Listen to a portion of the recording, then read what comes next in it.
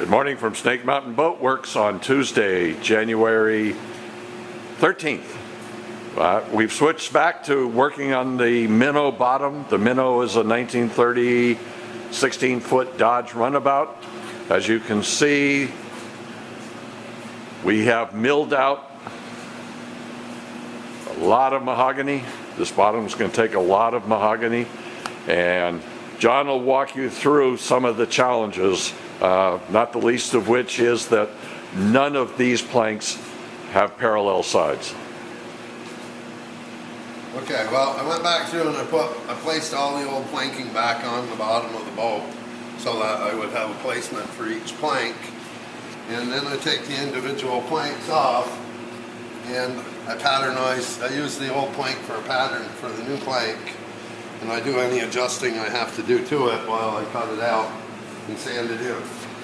And on this side, I started back here with a multiple of little tiny pieces, fitted all of them into place like a puzzle, got them all sanded into the transom, went down through and fitted them all. You got to hold them nice and tight while you're fitting them.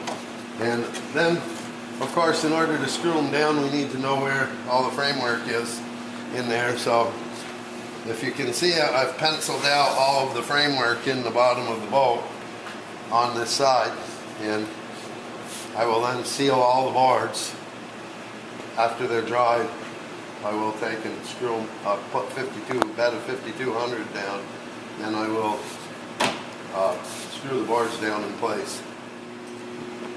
We dug out several very large, very wide, almost 18-foot long, 16.5-foot long planks that were well over 2 inches thick, and then resawed them. Well, what we've discovered is that these planks, which you can now see well because they've been treated with CPES, and so their character, every one of these boards is quilted mahogany. If a furniture maker walked in here now and saw this character, look at these here. They're not even wet, and you can still see the quilting. John, why don't you just briefly hit that one with a brush? Was that right here? This one right here. Look at that. Isn't that sad? We're going to bury that under barrier coat. Nobody will ever be the one. Danenberg tells us to expect to use about, what, 30 tubes a side, right? Yeah. Don't skimp on the 3M 5200.